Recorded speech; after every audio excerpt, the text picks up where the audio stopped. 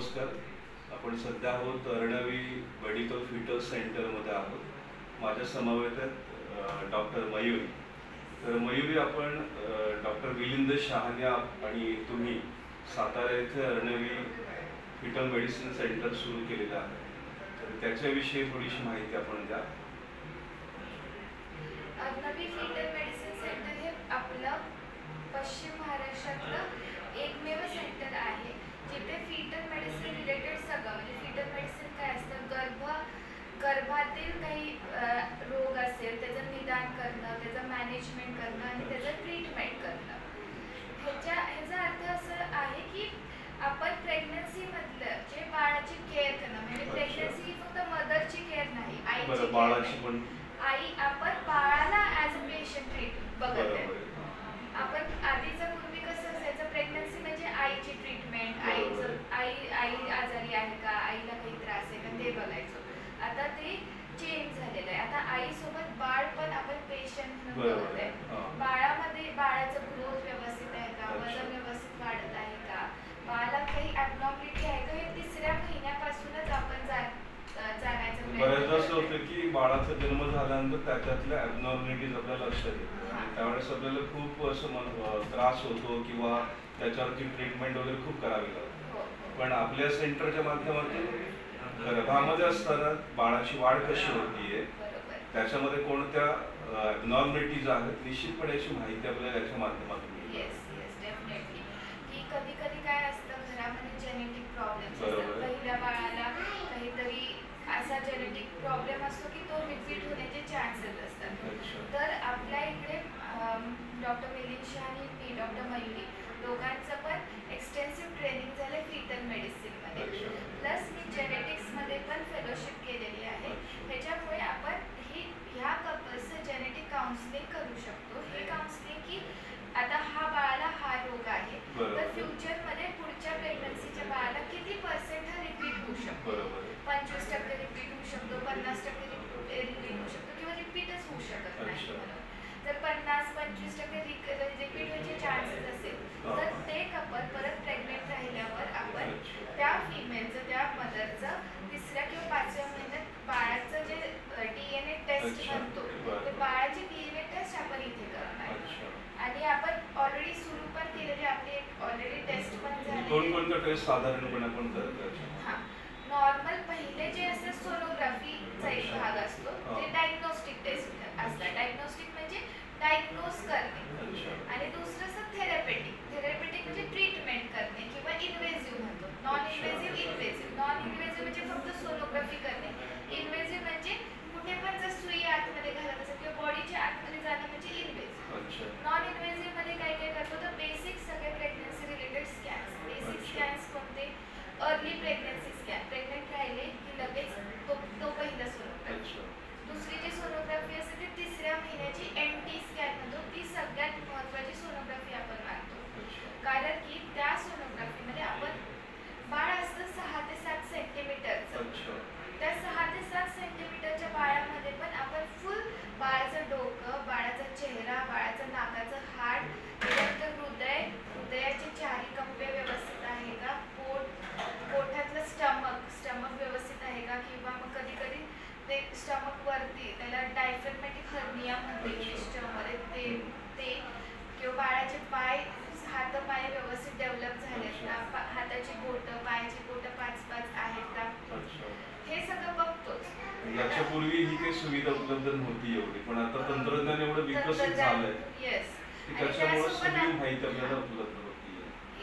त्यासोबत आपल्याला हार्ट मशीनमुळे एवढं सगळं बघायला पण पॉसिबल आहे. आणि ते ट्रेनिंग आम्ही घेतल्यावर काय काय बघायचं असतं एवढ्या हार्ट मशीनमध्ये, त्याच्याबद्दल पण आपल्याला माहिती असणार. तर NT स्कॅनमध्ये हे सगळं तर बघतोच. सेकंड, आपल्या इंडियातला सगळ्यात मेन प्रॉब्लेम काय आहे, प्रेग्नन्सीमधलं BP वाढते. पूर्वी काय असायचं, पिरॅमिड कसं असतं असं असतं, प्रेग्नन्सीचं केअर तसं असायचं. पहिल्या 3 महिन्यात काहीच नाही, मदर एखादी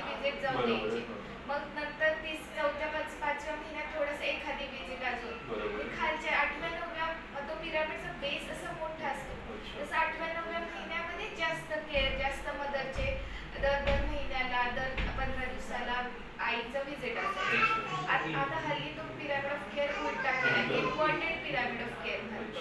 त्याचा बेस ब्रॉड केलाय.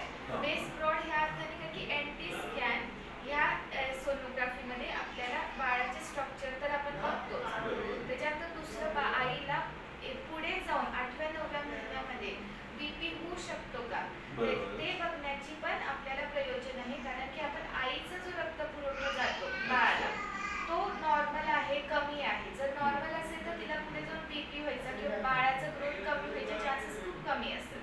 पण तो रक्तपुरवठा कमी असेल तर तिला पुढे जाऊन बीपी व्हायचे चान्सेस असतात. तर काय करू शकतो, आतापासूनच एक टॅबलेट इकोस्प्रिन किंवा ॲस्पिरिन असते ती सुरू केली तर आपण हे प्रिव्हेंट करू शकतो. काही वेळेला असं पण होतं की याच्यामध्ये डिलिव्हरीमध्ये बाळाच्या आईला पण धोका असतो किंवा बाळाला पण धोका असतो. तर आपण जी तपासणी सांगितली किंवा आपण ज्या काही प्रिकॉशन घेतो त्याच्या माध्यमातून बाळाच्या आईला पण तिचं आरोग्य किंवा बाळाचं पण आरोग्य चांगलं ठेवायला मदत. येस, ही दुसरी गोष्ट एनटी स्कॅनमध्ये. तिसरी, कधी कधी आपण बघतो, आपण आता हल्ली खूप ऐकतो डिलिव्हरी 7व्या महिन्यात झाली, 8व्या महिन्यात प्री टर्म डिलिव्हरी झाली, प्रीमॅच्युअर राईट, तर बाळाला काचेच्या पेटीत ठेवायला लागलं, 1 किलोचंच बाळ झालं, 1100 ग्रॅमचंच बाळ निघालं. तर हे प्रिव्हेंट करण्यासाठी हे कधी होऊ शकतं, गर्भपिशवीचं तोंड जर लहान असेल तर लवकर डिलिव्हरी व्हायचे चान्सेस असतात. तर आता हल्ली आपल्याला ऐकायला मिळते का की NICU स्टेटस चांगलं झालेले, बाळ जिवंत राहतंय, चांगले राहतंय, पण आपल्याला ते अवॉइड कसं करता येईल. तर हे एनटी स्कॅनमध्येच आपण गर्भपिशवीचं तोंड व्यवस्थित मोजतो आणि आईला पुढे जाऊन प्री टर्म डिलिव्हरी किंवा प्रीमॅच्युअर डिलिव्हरी होऊ शकते का, होणार असेल तर आत्ताच गर्भपिशवीच्या तोंडाला टाका घेऊन ते स्टॉप करू शकतो आपण, म्हणजे प्री टर्म डिलिव्हरी स्टॉप करू शकतो. ही तिसरी गोष्ट आपण करू शकतो. आणि चौथं म्हणजे डबल मार्कर तपासणी ह्या सोनोग्राफी सोबत करतो. डबल मार्कर काय असतं तर ऑल ओव्हर इंडिया किंवा ऑल ओव्हर द वर्ल्ड ट्रायझोमी 21 किंवा डाऊन सिंड्रोम नावाचा एक सिंड्रोम आहे. तुम्ही येलो मूवी जर बघितलं असेल तर तुम्हाला माहिती आहे ते मुलांचे फीचर्स वेगळेच असतात, हॅपी फेसेस असतात, कान असे खाली असतात, स्लॅटिंग आईज असतात.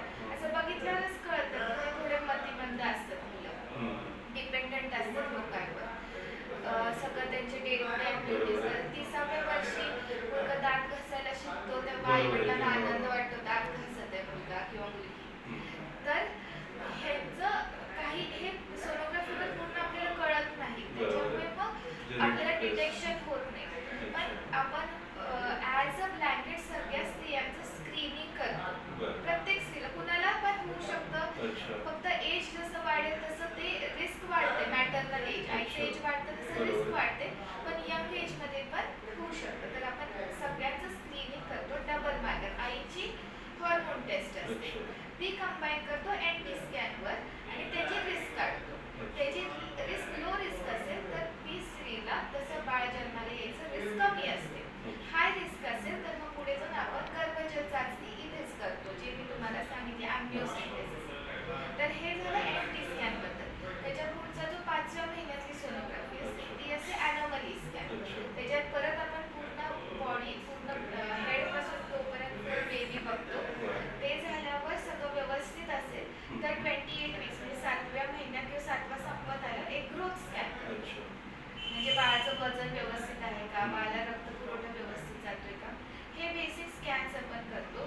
ॲडव्हान्स स्कॅन म्हणजे घरात कुणाला हार्ट प्रॉब्लेम असेल, आईला हार्ट प्रॉब्लेम असेल, म्हणजे बाळाच्या भाऊ बहिणींना हार्ट प्रॉब्लेम असेल तर बाळामध्ये पण तो हार्ट प्रॉब्लेम होऊ शकतो का, त्यासाठी इकोकार्डिओग्राफी ते आपण 5व्या-6व्या महिन्याच्या दरम्यान करतो. आणि जर घरात मेंदूमध्ये काही प्रॉब्लेम वाटत असेल थोडा मोठा तर डिटेलमध्ये मेंदूची तपासणी ज्याला न्यूरोसोनोग्राम, ते पण 5व्या-6व्या महिन्याच्या दरम्यान करतो. तर हे झाले नॉन इन्व्हेसिव्ह तपासण्या. इन्व्हेसिव्हमध्ये जसं आता डाऊन सिंड्रोमची हाय रिस्क आली तर काय करणार, तर ही स्क्रीनिंग टेस्ट होती. आपल्याला आता डायग्नोस्टिक टेस्ट करायची, कन्फर्मेटली हवी की 100% खरंच बाळाला आहे. तर आता आपल्या बाळाचं DNAचीच तपासणी करायला लागते. तर DNAची तपासणी कशी करायची, तर गर्भजल, म्हणजे युट्रस म्हणजे गर्भाशयामध्ये गर्भ असतो आणि त्याच्या आजूबाजूला पाणी असतं. ते पाणी काय असतं, बाळाचंच युरिन असतं ते. अच्छा. आणि त्याच्यात बाळाचं DNA असतं अच्छा. मटेरियल. हां. तर ते जे पाणी असतं ते आपण पोटात सुई घालून ते पाणी काढतो अच्छा. आणि ते तपासणीला बाहेर जेनेटिक लॅब्समध्ये पाठवतो. अच्छा. हां. तर हे एक गर्भजल चाचणी झाली. कधी कधी आई RH निगेटिव्ह असते, बरोबर. A निगेटिव्ह, B हां. निगेटिव्ह ब्लड ग्रुप असतं अच्छा. आणि बाळ जर पॉझिटिव्ह असेल हां, हां. तर ते निगेटिव्ह आणि पूर्वीचं ही सेकंड प्रेग्नन्सी असेल आणि पहिलं पण जर पॉझिटिव्ह असेल बाळ अच्छा. तर आईकडून बाळाच्या आतमध्ये अँटीबॉडी जातात आणि बाळाचे सेल्स डिस्ट्रक्ट करतात अच्छा. आणि बाळाला ॲनेमिया होतो म्हणजे बाळाचं रक्त कमी होतं. बरं. ते आपण सोनोग्राफीवर डिटेक्ट करू शकतो की बाळाला ॲनेमिया आहे की नाही आणि असेल तर बाळाला रक्त देऊ शकतो. म्हणजे हे 100 ग्रॅम 1 किलो 800 ग्रॅमच्या बाळाला आपण रक्त देऊ देऊ शकतो. शकतो. अच्छा. ही तपासणी करू शकतो. त्याच्या पुढे जर ट्विन प्रेग्नन्सी आहे बरं. ती आधी माहिती आपल्याला कळू शकते त्याच्या माध्यमातून. हा ट्विन प्रेग्नन्सी ते तर कळतं पण एक खूप छान आहे बाळ दुसऱ्या बाळाला हार्ट प्रॉब्लेम आहे बरं. आणि ते हार्ट प्रॉब्लेम नंतर खूप अवघड आहे ट्रीट करणं किंवा अच्छा. बाळाच्या जीवाला पुढे जाऊन डिलिव्हरी धोका. झालं धोका असेल हां, हां. तर काय करणार? हां, हां. ती पण एक काय समस्या करणार असते. तर त्याचं उत्तर काय असायचं हं. एक तर तशीच डिलिव्हरी करा बरं. दुसऱ्या बाळाचं जसं आहे तसं त्याला ट्रीटमेंट करा आणि त्याचं जसं आहे जीवन मग तसं याच्या जगू द्या. माध्यमातून आपल्याला काय करायचं? काय करू शकतो आणि पूर्वी हा एक ऑप्शन होता बरोबर. दुसरा तर आताच गर्भपात करून नॉर्मलला पण बरोबर. झाला आणि नॉर्मल नसणाऱ्यांचा पण जीव जाणार दोघांचा.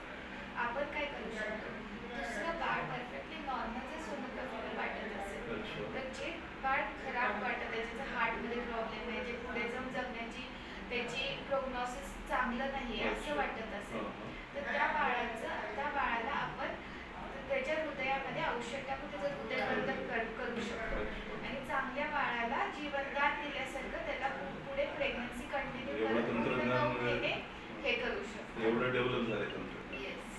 अच्छा. म्हणजे बाळाच्या जन्मानंतर जे ॲबनॉर्मॅलिटीज आपल्याला बघायला मिळतात ते पाहिल्यानंतर वाईट हां. वाटतं खूप आपलं दुःख होतं एक आई किंवा एक पालक म्हणून. आपल्या या सेंटरच्या माध्यमातून निश्चितपणे चांगल्या सुविधा साताऱ्यामध्ये उपलब्ध झालेल्या आहेत.